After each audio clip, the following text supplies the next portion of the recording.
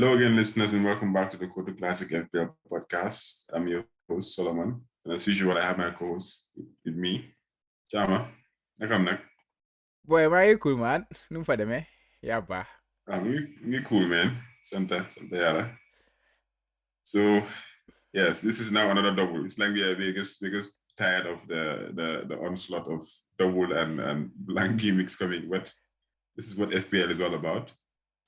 We are recording double gimmick 28 review today.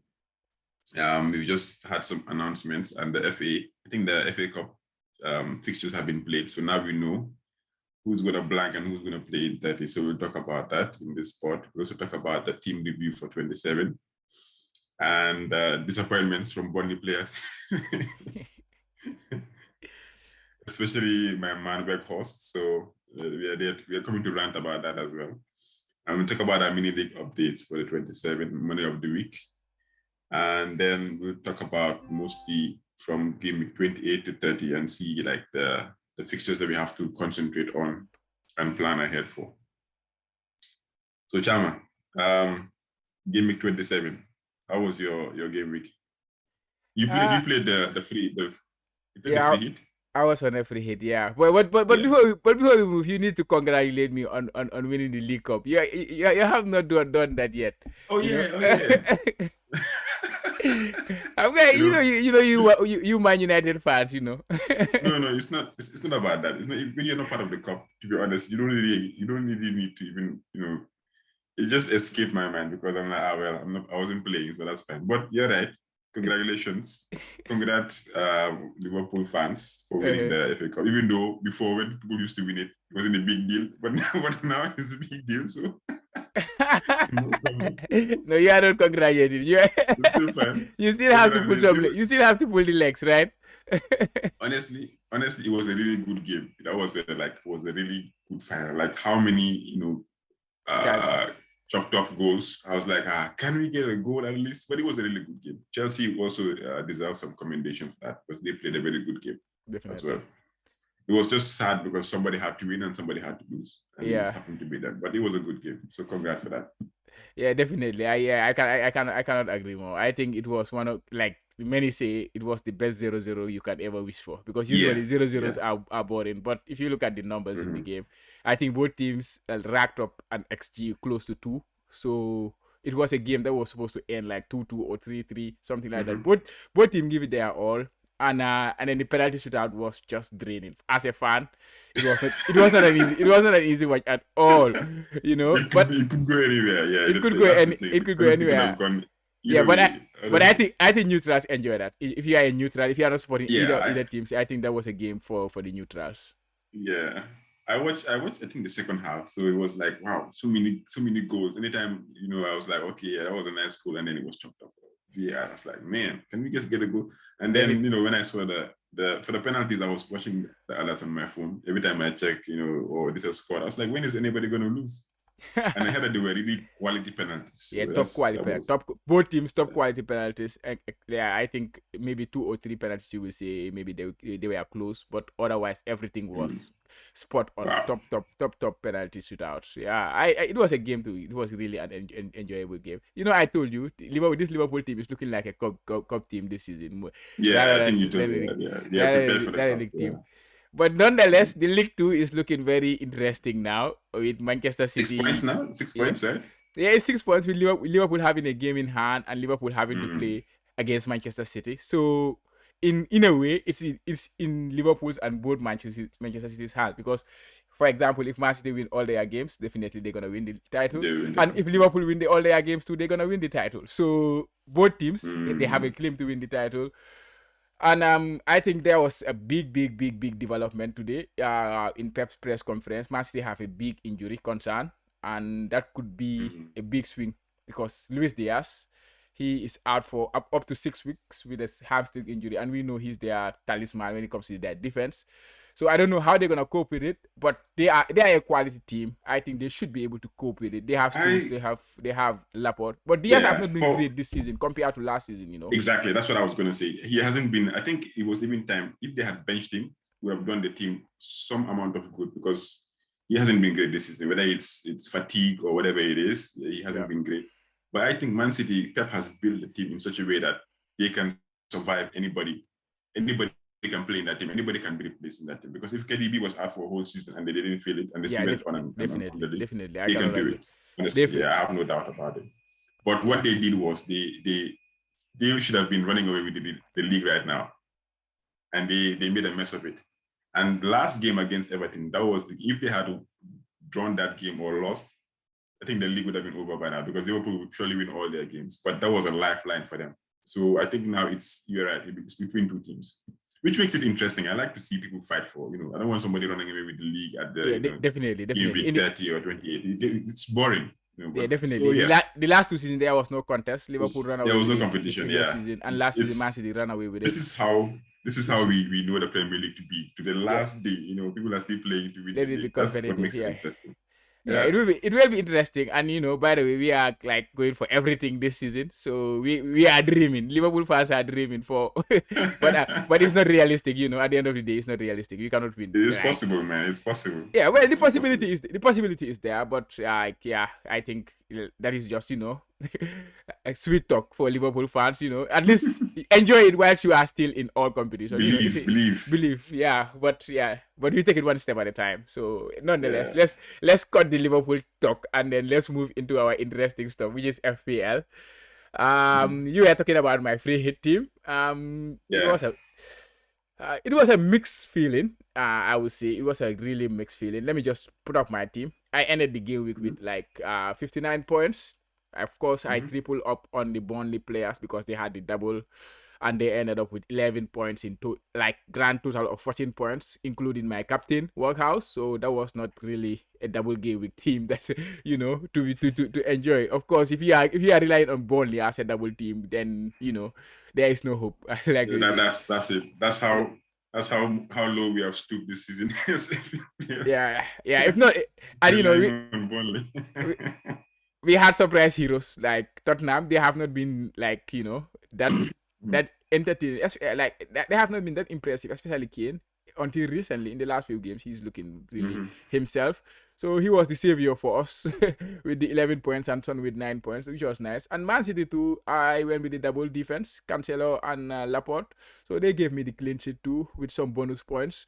So that was nice. But in my middle, apart from Son, everything was almost blank. Bruno Fernandes, very disappointing against Watford. Yeah, all the missed chances. Yeah, he was the best performer of the week, to be honest, when it comes to underlying numbers, when it comes to chances created. He was involved everything. Yeah, he was involved in 3 big chances, so you would expect him to get at least one attack in return, This one, yeah.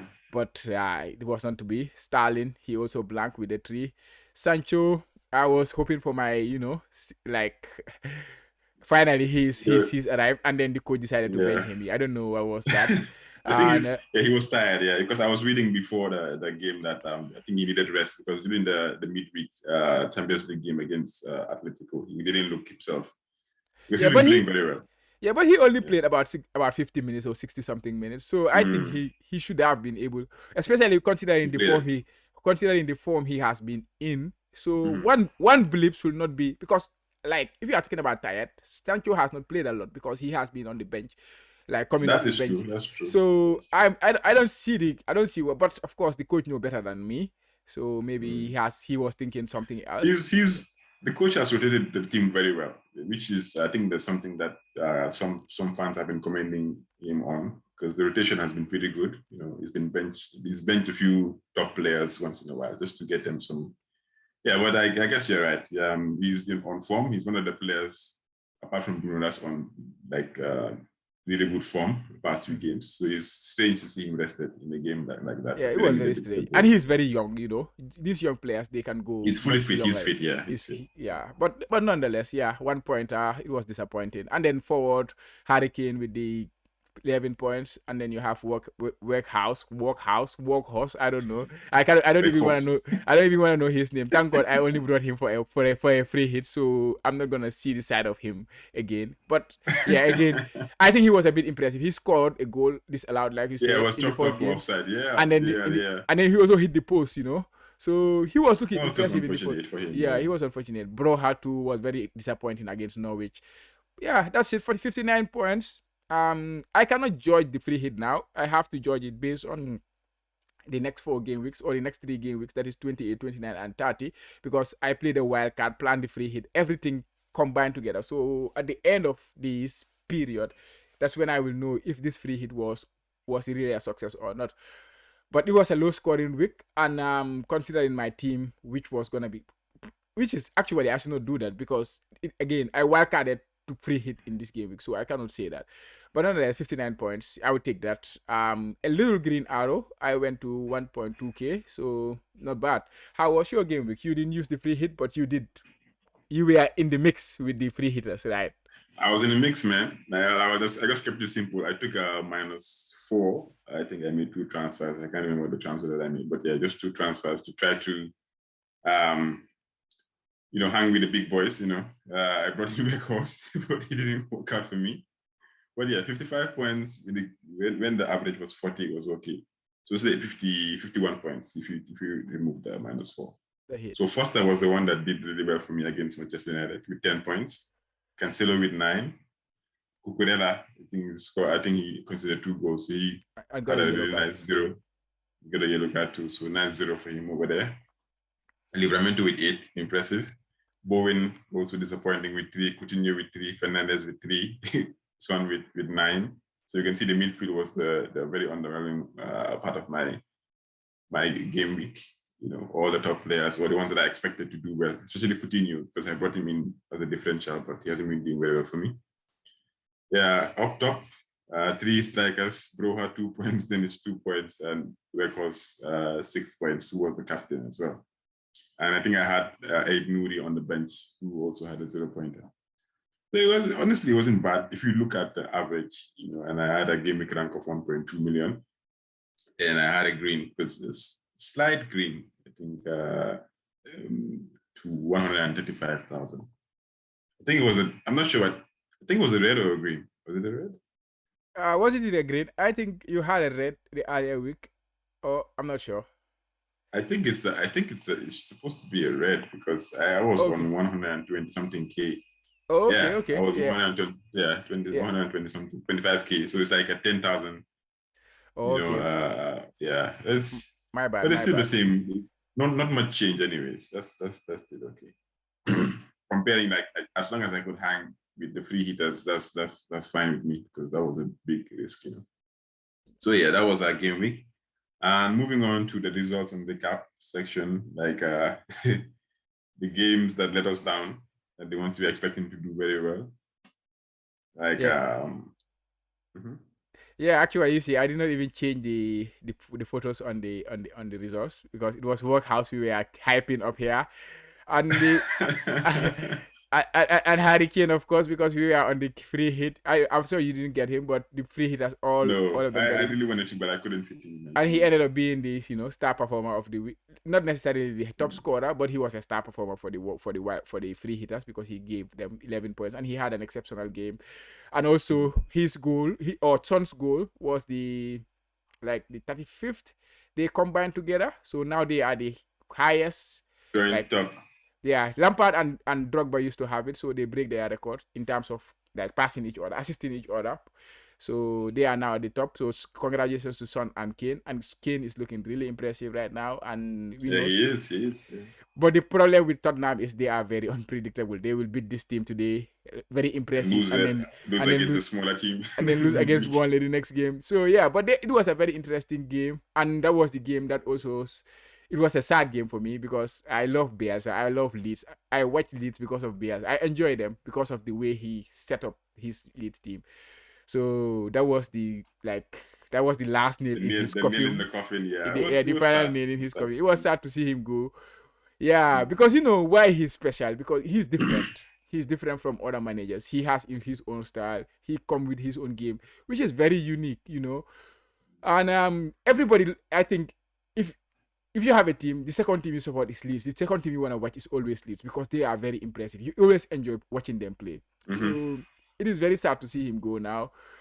But yeah, that is it. Football is very ruthless. Like football manager It or is. It football is. management, It they are is. very ruthless. They don't, yeah, especially the Premier League now, considering the money in there, so they have to consider all these kind of things. Even the owner said it, or the chairman. This was a very very hard decision for him to let him go, but they had to make a decision, and hopefully they will stay in the league and keep doing better. And now they have a new manager who like Jesse Marsh, the American guy. He's also very impressive, very attacking minded coach. So let's see what he brings. But yeah, it was very sad. United, very disappointing, boy. What happened there? That game. I didn't watch the game. I told you it's hard for me to watch United games, but I saw the highlights and I saw them doing very well. But it just seems like they're missing that something.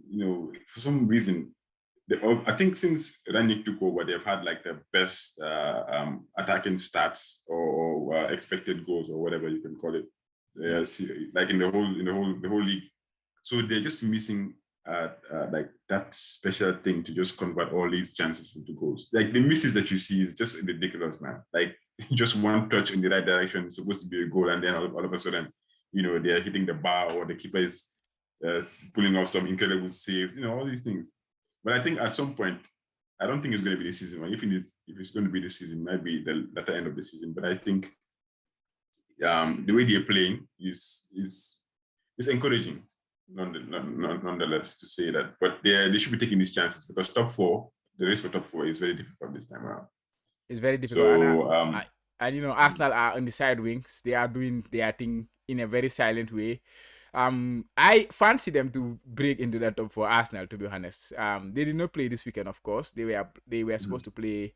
Was it? And because of the finals, Liverpool. They were supposed to play Liverpool because of the finals. The game that was postponed. Yeah. Mm-hmm. Okay, so moving on to our mini league update. Kotu Classic mini league. Our manager of the week for gimmick 27 with a whopping 81 points is Mumudu Waka JFC. Can you imagine in a week where everybody is struggling for points? Definitely. This guy pulls up 81.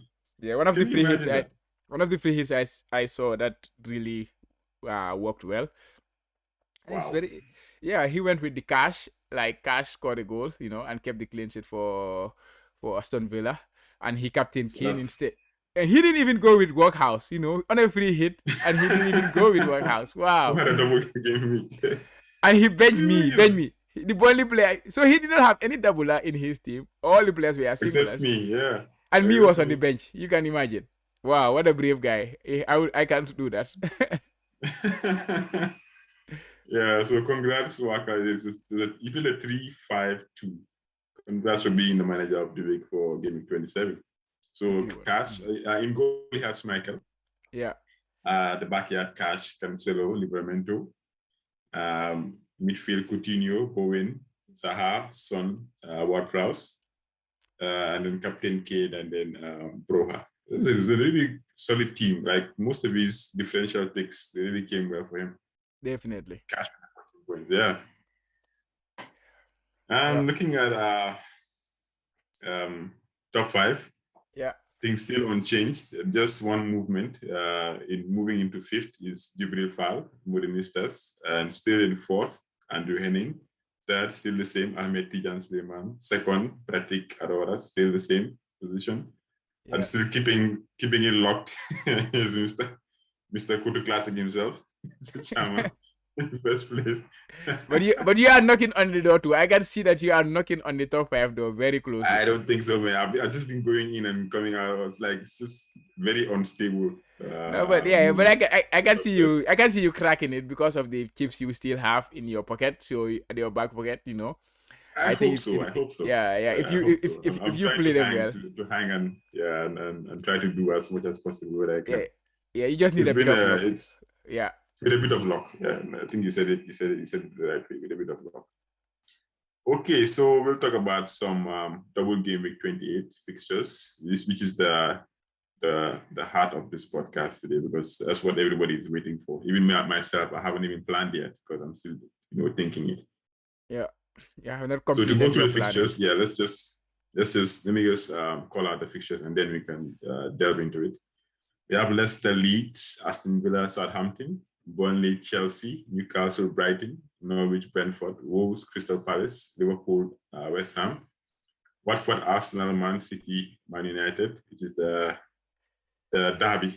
Yeah, do us some favor Spurs, there. Everton. Just do what you can do. What you do best. I mean, do what you do best. Man United. So now you need a you need a favor. I do. Norwich, Chelsea, Southampton, Newcastle, Wolves, Watford, and then Leeds, Aston Villa. So can you pull up the one where we have the each team and the double that they play so that we can, I think. Just the teams that have double is Norwich, Chelsea, Southampton, Newcastle, Wolves, Watford, Leeds United, and Aston Villa. These are the 8 teams that double in game week 28. I think that is like clear for everybody to know now. I can just pull up this one, which is a bit small, but you can see the teams. That is Wolves. They play Watford and Crystal Palace. I think they have the best double in my opinion. Leeds United, they also have a good one with Aston Villa and Leicester City. Aston Villa, they play Leeds and Southampton, which is also a very good one. Newcastle, they play Southampton and Brighton. Newcastle, as we know, they are hitting some form recently. They are doing really, they are doing really well. Southampton, they play Newcastle and Aston Villa. Southampton, likewise, they are one of the best attacking teams currently in the last few games. They have been exceptional. Their 2 strikers have been working very well together. And Watford, they continue to have the doubles, and those with Dennis and King cannot sell because they are having doubles. I don't know where you start on that. But yeah, those are the 8 teams with the double game weeks. And but this is just the fixtures. So which teams are you targeting when it comes to the double game week teams? I'm targeting the big boys. If you look at my team, let me see if I can open it up. I'm trying to get Jimenez in, even though I've been warned not to, to put my hopes up. But I think he has a double, and I think he's a good player to have as a striker. So you always look at the players with the higher ceiling. He's a striker and he's playing really good fixtures. They play Watford and Crystal Palace at home, both games. And Crystal Palace. So not really easy fixtures for them, especially with Crystal Palace. But still, anything can happen in those fixtures. So I'm bringing him in. I'm not sure Crystal Palace have been great away from home. I'm not sure, but I've not checked that. Away from home they have not been great, but at home they have been doing really well. So there are these teams where they do well at home, but they don't do well away from home. And I think Crystal Palace is one of those teams. So and Wolves are very defensively they are very good, but when it comes to scoring goals, that is the problem. But we know Jimenez is one of the top strikers in the league when he's in his form. This season not so much, but he is still a very good pick. I agree with you. So he's one that I'm looking to bring in. I'm looking to bring in a Chelsea defender because until the last moment, they also were confirmed to have a double game week. So even though it doesn't go with my plan of having about 11 players in game week 30, they blank in game week 30. So I'm trying to see at least to maximize, this double game week, because I can't just go without, having one of the big teams in the league having a really easy fixture and then don't decide to go with one of their players. It's one of the easy moves to make. So that's also another one that I'm looking at. I was looking at also switching out Bowen since they haven't been the best recently. I don't know what's going on with West Ham, even though So I think his price has gone down because most people are transferring him out. I'm surprised. Like all of a sudden, everybody's just getting rid of Bowen. Yeah, it's the double game week fever, that's it. And like you say, he's not been returning recently. And there are those managers who always look at the player. When they don't return, they just tell them. That's also another factor. Yeah, so those players, and then Leeds, I wish I could squeeze in if I could. Rafinha is a very good pick to have this week, to be honest, because they have a new coach. New manager bounce is also a real thing. And apparently the new coach that they have, this match guy, he's been hyped up to be like a better version of Bielsa, like really technical, in the way he coaches. So I expect that they will do well because Leeds is not a bad team. Their strong point is the attack. It's just that defensively as a team, they don't really do much. They don't do well. So I think they're going to pick up from here. So I was really hoping to have Rafinha in my team, but I can't seem to fit him in. Newcastle, they're a good team, but you don't know who to go with because the goals have been spread. They play well as a team right now, like the full 11. But you don't know where the goals are going to come from because Maximin has been injured and hasn't played in a while. So I don't really know who to go with apart from maybe Fraser. Fraser is somebody to look at if you're going to Yeah, Fraser has been doing Newcastle. well. He has been doing well lately. Him is one, and what is his name? Willock is also doing well, and they also Willock. defensively too. They are looking sound. So they are goalkeeper who is 4.4 Dubravka. So if you don't have if you don't have a goalkeeper, especially if you're on a wild card or if you're on a free hit, so he's an option. But also there are other teams with better like Wolves, we don't say they are better defensively and they have 2 home fixtures, so maybe you will want to go there. But that is just to mention the options that they have there at Newcastle. Yeah, but I think Aston Villa is also a very good team to target. Like you say, Coutinho, he did not Ramsey. score. Yeah, Ramsey and the strikers, but you don't know who. You don't know which of the strikers to go with. But the fullbacks too. Yeah. Okay, go ahead. I don't know why I switched out Watkins at the wrong time when he scored last game. Because he wasn't doing well and I was with him for the longest time. I was hopeful he would do well. And then finally, when I decided to take him out of my team, he went ahead and scored a goal. Yeah, sometimes you just need that little bit of patience. Yeah, but But yeah. The thing with him was I think he lost his place the game before that, and Ings came he didn't play, and then the next game they played both of them, and Coutinho dropped. So now people are thinking, is Coutinho really worth it? But yeah, at the end of the day, I think so too. But at the end of the day, it's the quality of the player, Coutinho against these teams. You remember against Leeds, he scored, I think, his 16-pointer, and they played Leeds in the double again. So that could be a very good one for him again. So yeah, I think those are the teams to target. Wolf for me, defensively they are very solid. So I will look at them in their defensive.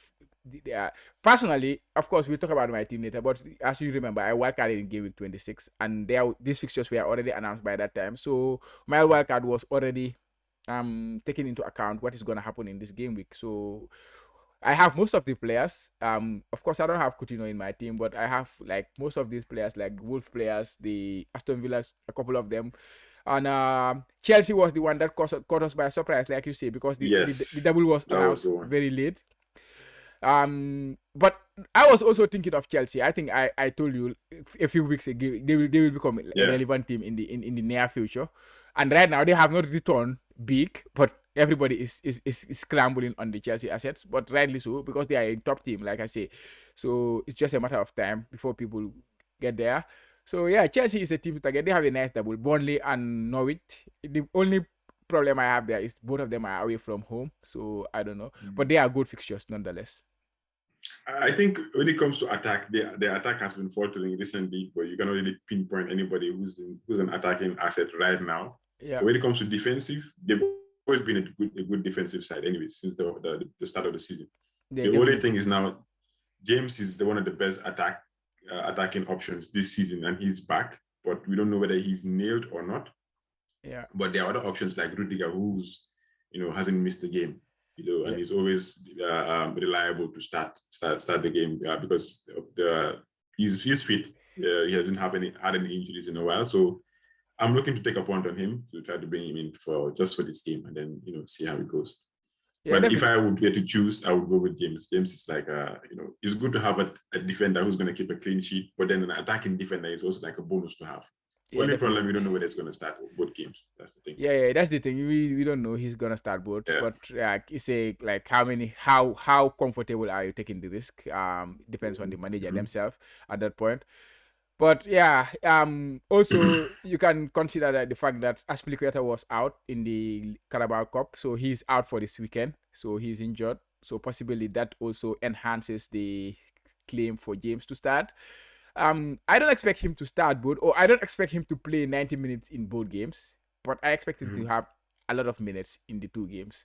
So I would say 120 minutes if I was to guess. He will get like 260 minutes from 2 games.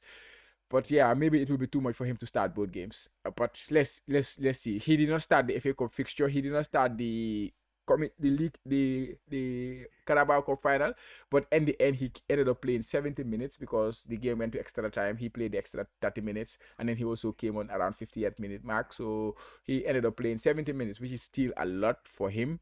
Which is still a Considering, lot, yeah, coming back yeah, from injury, yeah. yeah, but the FA Cup weekend, the midweek, he did not play in the FA Cup. He did not start rather, but he played in the second half. So maybe he could be available. He could do it.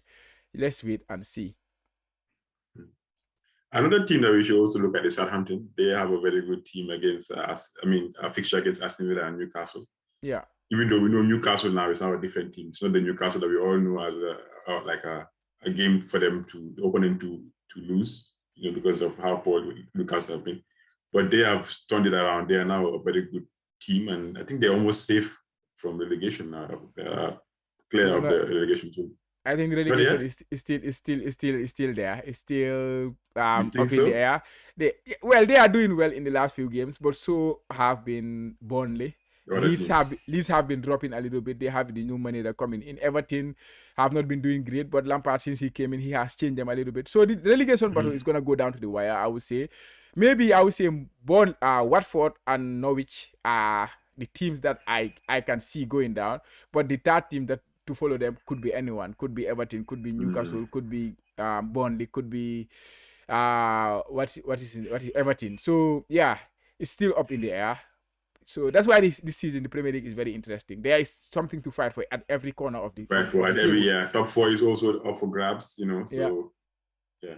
Definitely. But Southampton, you say, they are one of the very impressive team to watch. They won their FA Cup fixture against West Ham, and they were very impressive. They were impressive against Norwich, and Shea Adams is looking like the top player. We are talking about Brewer, but I think Shea Adams is looking like their main striker, and their fullbacks too. They are doing really well. Livramento came in, but the left back who was out with COVID, he came back on in the FA Cup, scored a exceptional goal against West Ham. So what they do now? Walker Peters is doing really well at right back. So what happens to what happens to Livramento? So their fullbacks too is up in the air. So it's difficult to pinpoint who's gonna start there.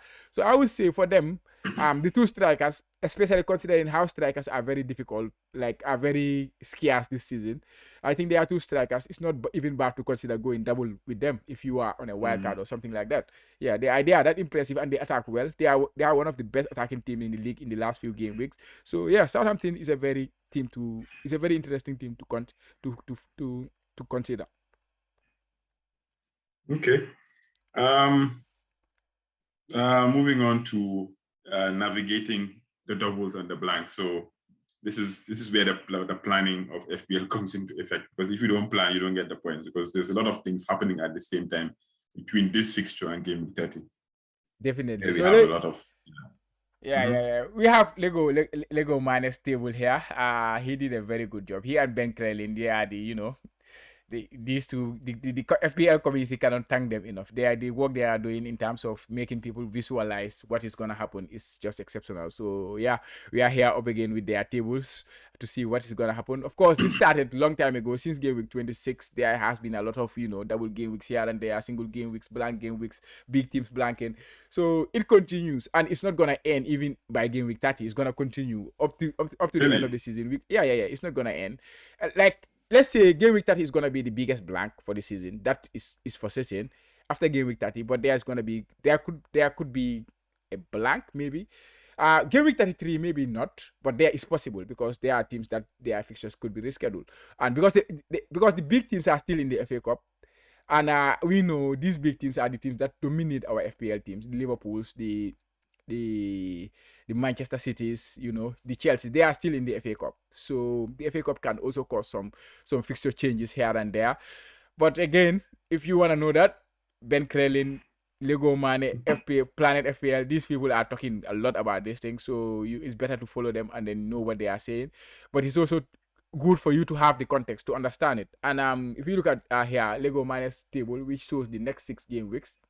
Of course, game week 28 and 29 and 30, those are confirmed. This is what is going to happen in those game weeks. There is nothing is going to change except, of course, for unseen circumstance like COVID, which I think now is not going to be a big issue. I think we have got back.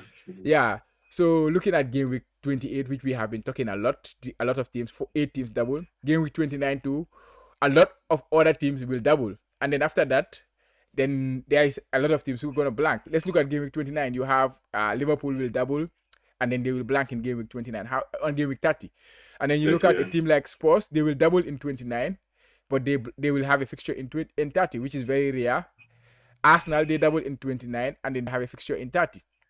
I think those are the only two teams that will double and then have a fixture in game week 30. And we know we want to get players from those fixtures. So what are we going to do?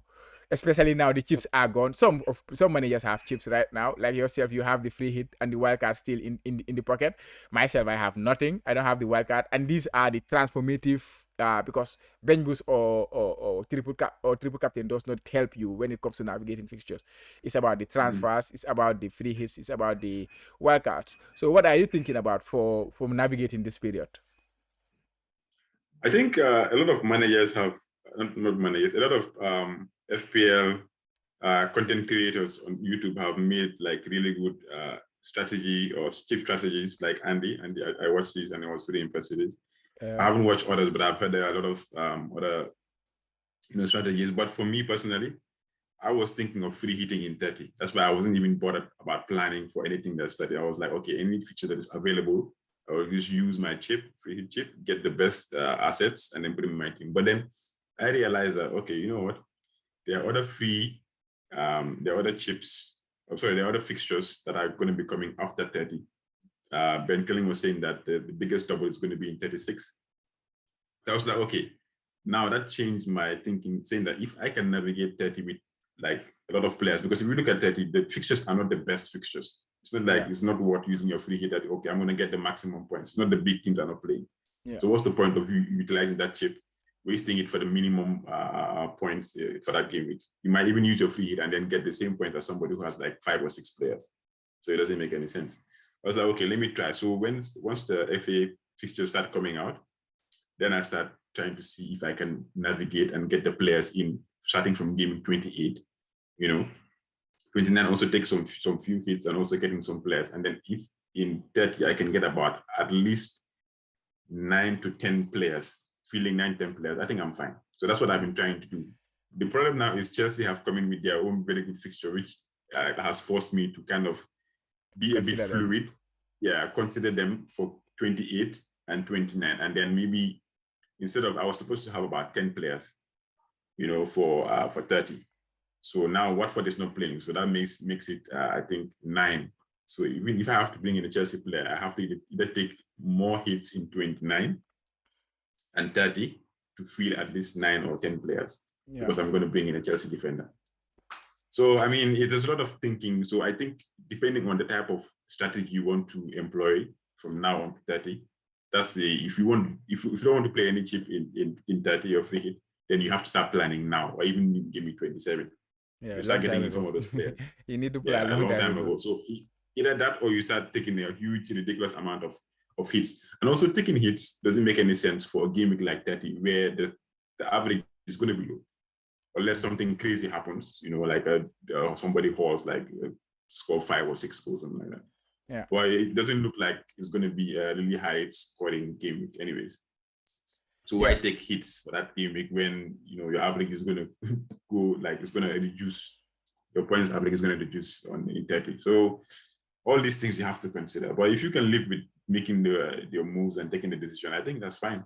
It's just you have to plan properly, because this is the make or break part of the season. Doubles and the singles and the blanks, how to navigate them. It's very important. Yeah, definitely. Yeah, like you say, the fixtures in 30 are not really enticing.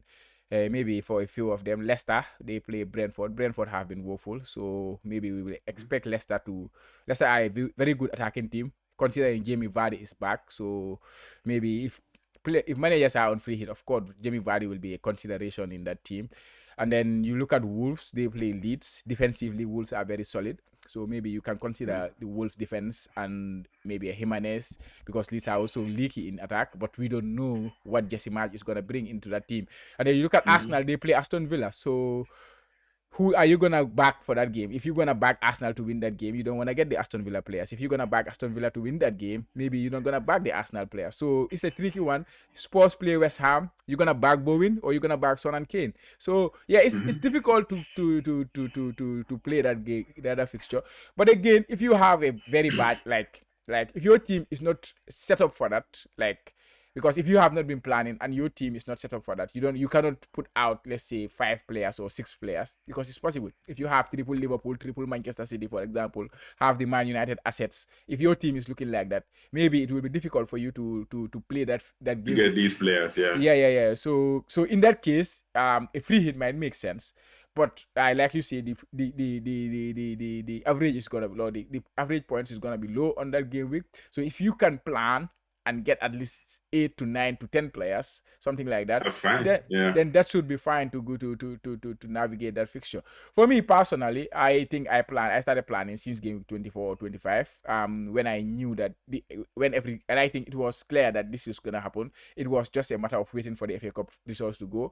So at that point, you can make an educated guess. Like you say, okay, Liverpool are playing Norwich at home, so you expect Liverpool to win the FA Cup. That FA Cup fixture. Man City play a team Peterborough, something like that. You expect Man City to win. Chelsea played a team like Luton. You expect Chelsea to win. So if you take those educated guesses in the earlier stages, then you can know which teams are gonna play. So you can know which teams you can avoid.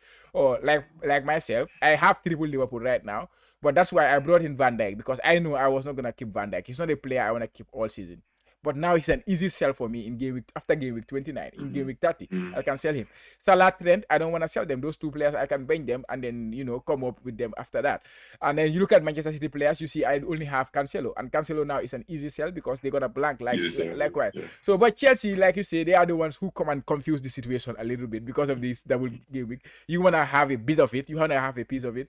But I think, like you say, they are not great defensively. They are not great attacking wise. They are not great. You don't know who's going to start. But the defense is where but the defense is good. So maybe if you can get one defensive asset from Chelsea, that should be fine. So yeah, just try to get about 8 players in game week 20, in game week 30, and in game week 28 and 29, they are doubles. If you want to chase the doublers all the time, you are gonna have a problem in game week 30. So be sensible on how many doublers you have and how many doublers you have in game week 29. You don't need to have all the points during that game week, but also try to spread your points over the next few game week. Yeah, I think we mentioned this last week that 28 is a double, 29 is a double. You can see from the graphics that we had that the 29 was a very difficult double. All the teams that have a double have a difficult game. And maybe a great type of not that so difficult game, or maybe an easy game. So, like, you can't chase all the doubles. For me, I would advise you just putting all your chips in 28 and 29. If you have the double, that's fine, because anything you can swing either way. But don't focus too much attention on the 29 because the fixtures are not easy for the ones that are doubling. Exactly. The team with the best fixture there is Everton, and we all know. Everton is not a team to rely on. They play Wolves and Newcastle. They are the team with the two greens. If you see Liverpool, double Liverpool, I think all of us have triple or double Liverpool. Almost every manager who's playing FPL. If you don't have a double Liverpool player, I think you are not playing the game right. So that should be fine. You have the triple Liverpool, and if you have an Arsenal player who also play Liverpool and Leicester City, so at home, so maybe 1 or 2 Arsenal players, then you have those 4 players, then that should be fine for that double. I cannot see any other team that really stand out there. Tottenham, they play Man U and Brighton, they are very unpredictable. When they play at home, they are so good. When they play against the big teams, they are so good. They play against a small team, they are terrible. So you don't know what they're terrible. So if you have one of Son or Kane, you should be fine, right? And I think that too is kind of common in the community. Brighton, I'm not sure anybody's gonna go there right now because they play Liverpool and Tottenham, and then they blank after that. So I don't know if anybody wanna go there. So the double in 20, it's a hit and miss, it's 20. A hit and miss, to be honest. If you can nail 28 and then manage 29 a little bit with your Liverpool players, then you should be fine. Yeah. Okay, so I think that's maybe thoughts and maybe process things for this stretch of games, because it's very important. I think this is the make or break part of the season, honestly. Yeah. So moving on to our own personal teams for 28, double gaming 28. Jama, Let me see. How does your team look? You said you didn't take any hits, so that means your planning was spectacular. Yeah, I did not take any hits. I have not even made my transfer yet. I Oh, I okay. I can go without the transfer actually because the player I plan to transfer out is Cancelo, who plays Man United at home. So if we remember well, when they played at Old Trafford, I bench him. You remember that 14 pointer when he got the 2 assists? I will never forget that one. So this is still in the back of my mind. Should I sell him this time? Because last time I bench him, and this time I'm considering selling him. But I'm Just considering sell him. selling. If that's your feeling, I think you should sell him. Yeah, that's the feeling. That's the feeling. And considering Manchester City are gonna blank in game week what's it? Game week 30. 30. And they are without Diaz. I'm not saying Diaz is the best defender or he's not having the best season, but he is very important in the way they play. He's their leader at the He's back. a leader. He's a leader. He's a leader. We don't know how it's gonna pan out without him in the back. So, and Man United and Manchester City, this is the fixture that you cannot call. You cannot tell. Yeah, you cannot tell. It's a derby. So it's a derby. Go either way. That's the thing. You can go either way. So on the other side, Reece James is having the double game week, or Chelsea is having the double game week. I can go either Reece James, I can go either Rudiger, and because I have one free transfer. Considering that I don't have any transfer plan in game week 29, if I don't make this transfer now, then in game week 29 I might throw my transfer away, which is unheard of, right? So it's better to make it's better to make the move. Make use of it now. Make the move, yeah. And also I'm on the bench boost, man. I'm on the bench boost. Yeah, you're playing your bench boost. I'm playing the bench boost. That was the plan. That was the plan when I did the wild card in game week 26, wild card in 26, free hit in 27, and then bench boost in 28, and then see how it goes.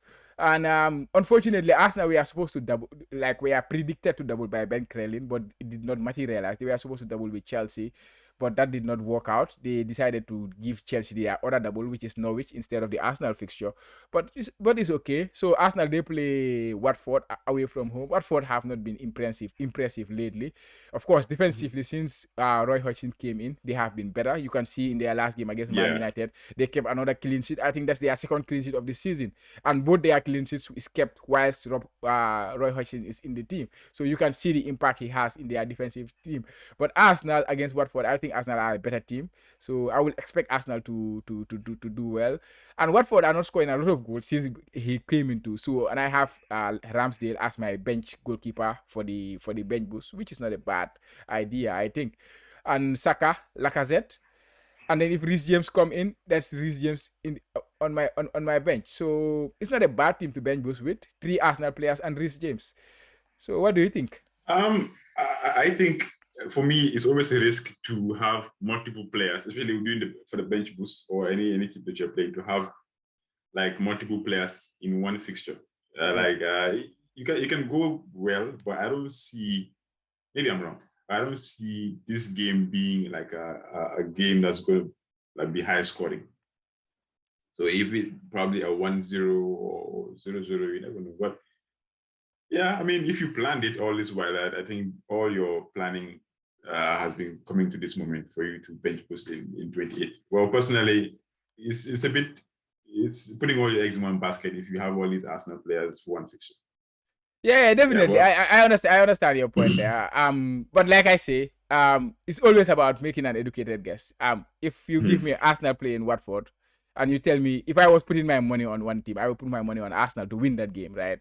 Yeah. You will put your money there too. So that backing, there is no Watford player in my team. So that just shows that I expect Arsenal to win the game. So in my prediction, Arsenal are gonna win the game. So if Arsenal are gonna win that game, these are the players I expect to score the points. This is the same thing with Liverpool. That's why I am so comfortable having triple Liverpool. The only reason I'm not comfortable having triple Manchester City because I don't know who's going to start. But if I knew these are the players who are going to start regularly, I will always back Manchester City because I expect them to win every single game. And Arsenal, with the form they are on right now, I don't put it beyond them to win against Watford away from home. So that's the thing. That's why I'm not uncomfortable having a triple in a team. Okay, I think that's a well thought out thinking for the bench boost. Yeah. So take us through your team for those of the Listening to listeners that what? are listening to Yeah. the podcast. Yeah. It's a bench boost team, like I say. So in goal, I have Jose Sa, who plays Crystal Palace and Watford at home. Van Dijk, West Ham, and Trent. I have double Liverpool defense, Van Dijk and Trent. And Roman Saiz, also like Sa. And Lucas Digne, who plays Southampton and Leeds. Rafinha, Ramsey also double, Rafinha double. Salah, who singles with Son also single. And then I have Jimenez up top and Broha, both of them double. And then my bench looks like that. So the captaincy is the tricky part of my team. I don't know who's to captain. But by the way, on my bench is Ramsdale, Cancelo, Saka, and Lacazette.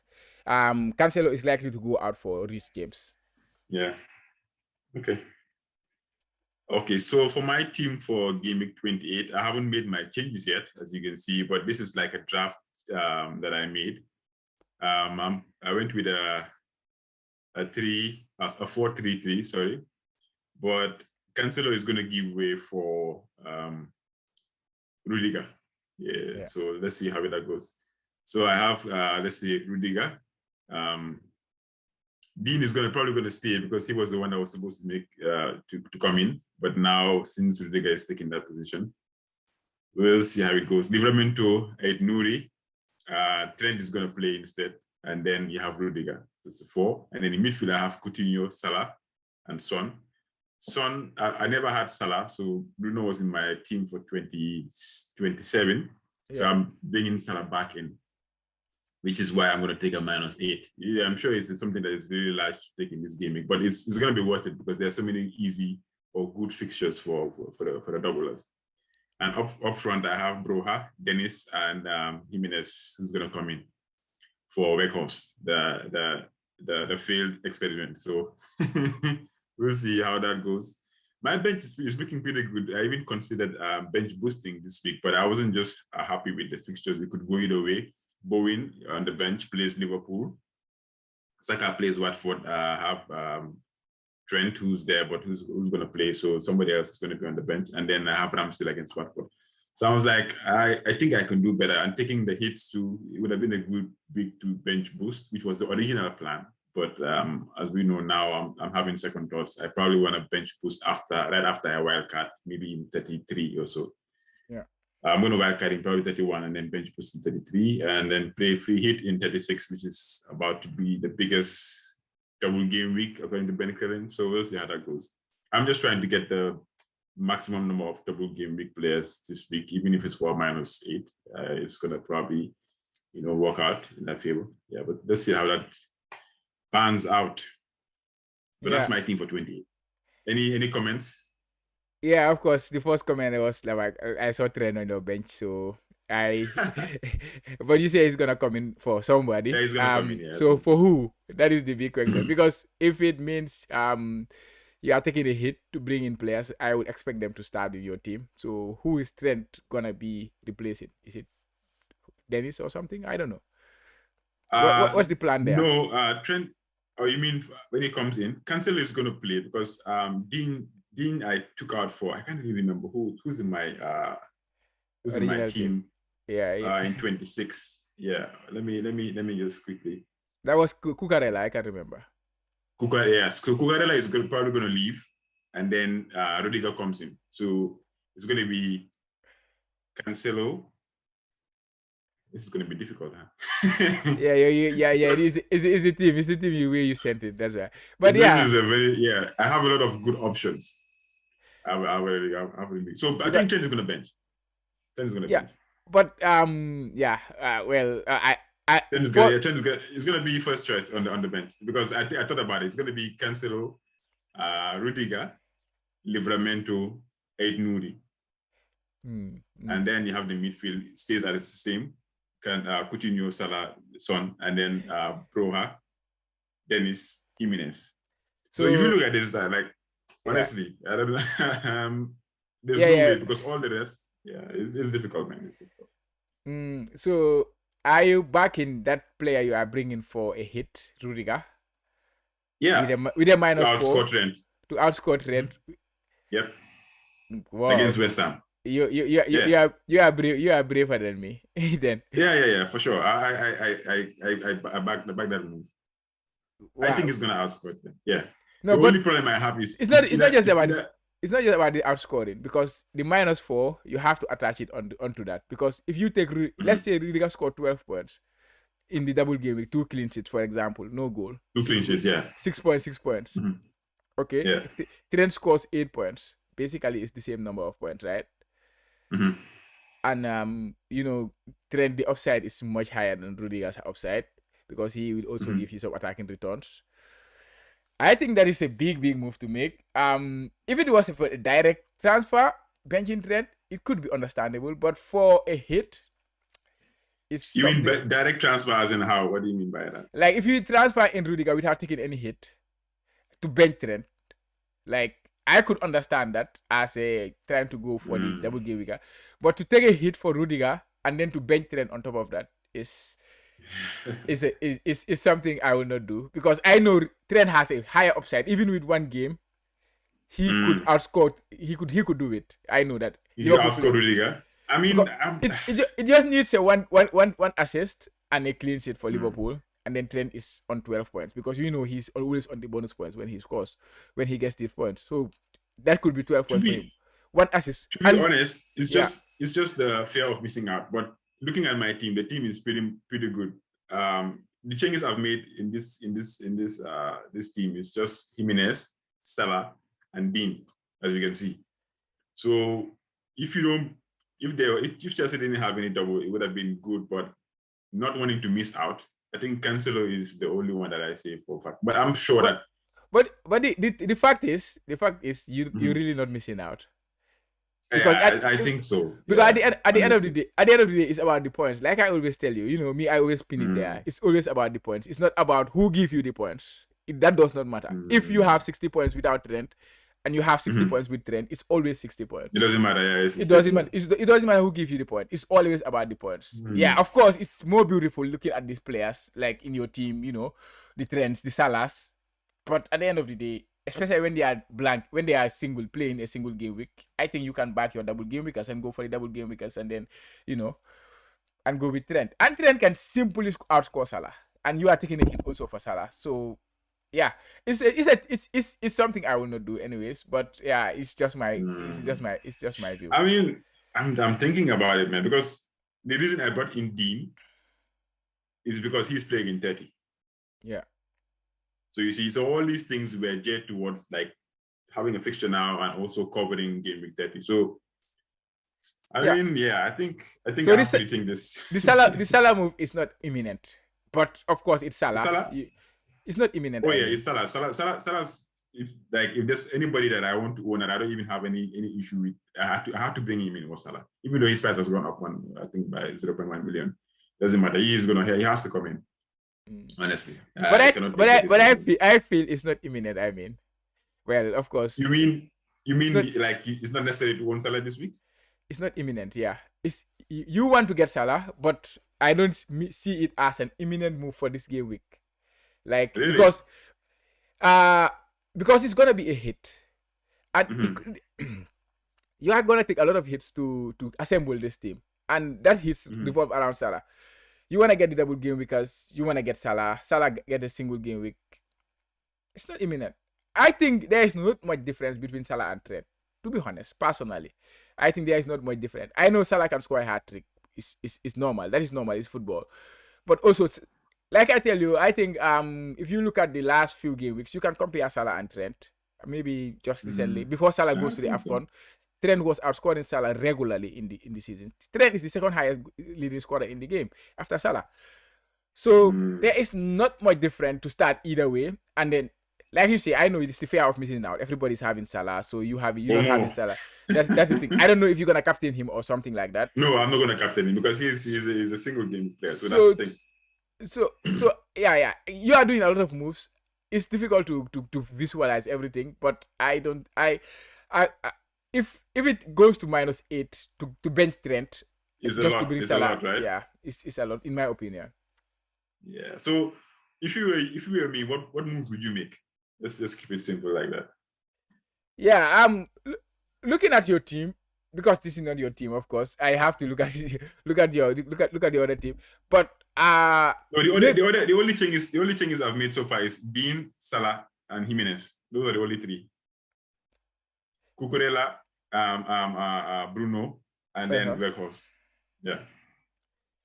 Yeah, I don't mind. That's why I say I don't mind doing the two transfers, Dinia and Jimenez, and then Salah doing it late next week, game week. Bench Bruno Fernandes if you want. Bench Bruno Fernandes if you like, and then start Trent. Because to be honest, I don't see the huge difference between Salah and Trent. And especially if you are going to give a -4 for Salah, I think it's in a single game week. Both of them in the same fixture. I think I will back Trent, in my opinion. Yeah, I mean, but okay. I think it's good we discuss this, because this is like another way of thinking, because it's just FOMO, because obviously there's no way of bringing in a single game week player in a week where a lot of players are doubling. You know, it doesn't make that much sense. But I think you might be right. You might be right. Yeah. So this is what we do. You know, dissect the teams and make some logical decisions. Yeah, well, but when it backfires, don't come back to me, because it's Salah. Of course, you are the one to blame. I always need somebody to blame. Well, I've been there. I have shown Salah in the heat of moments, you know. So nobody is like what they say. Like, how do they call it? If Salah scores like that, I mean, let's say 15 points now. Well, that's the thing. The upside is there, but yeah, I also see there as the upside for Trent, where he can score a hat trick of assists. It's the same. Really? Well, he can do it, because I think I've been online, and a lot of managers are thinking of benching Trent because of because of double game weekers, because they have because of double game week players. Yeah, like if I was on a wild card, for example, and I have 11 players of free hit, I will not start Trent. Maybe I will start Salah. Of course, I will back Salah to outscore Trent this game week. That has to be said. I think Salah will outscore Trent if you give me who is gonna go. But considering the transfer, the minus, the hit, and all those things are surrounding it, I don't see it worth it. That's what I'm saying. Okay. It's logical. So I think I have to rethink this whole thing, and maybe just. But you don't have enough time, right? watch the West Ham game behind the couch in the Liverpool game. Yeah, I have enough time, because I think the deadline is in how many hours now? Saturday. Yeah, you still have time. Yeah, and you can always bring Salah for the double game week in next game week, and then you can. Yeah, definitely. He's definitely gonna come in. Yeah, definitely come in. Get the armband. Yeah, so we've come to the end of the pod. Is there anything we forgot to discuss? I think we've covered all our bases for the double game week 28. It's a long discussion, but I think it was worth it, because this is the make or break part of the season for most managers, you know. Yeah, definitely. Yeah, so thanks, listeners, for hanging with us. Any last words, Chama? Just let me give a plug in for our channels, like the Jollof Football Bantawa YouTube channel, of course, the host of the Kotu Classic podcast and other podcasts, the Gambia Football Show. And recently we are doing some other interesting stuff when it comes to Gambian football, interviewing Gambian players. We started with the captain and the striker. Yeah. So guys, if you haven't seen it, please go and visit our YouTube page. And also, please, you can interact with us on Twitter, Instagram, and Facebook. We are everywhere. So please follow us, like our tweets, subscribe to our channel, and then let's interact, guys. Help us grow this channel. Yeah, that was a really nice plug, because I forgot about the interview sessions that you guys had, that we had with the Gambian players, which is really good. So please go and watch that and help the channel grow. Thanks, listeners, for always hanging with us. It was a really good pod. We had fun discussing these different strategies for the double game in 28. So we hope you enjoy it as much as we had recording it. So good luck, everyone, for 28, and catch you guys on the next one. Bye, guys. Goodbye, guys.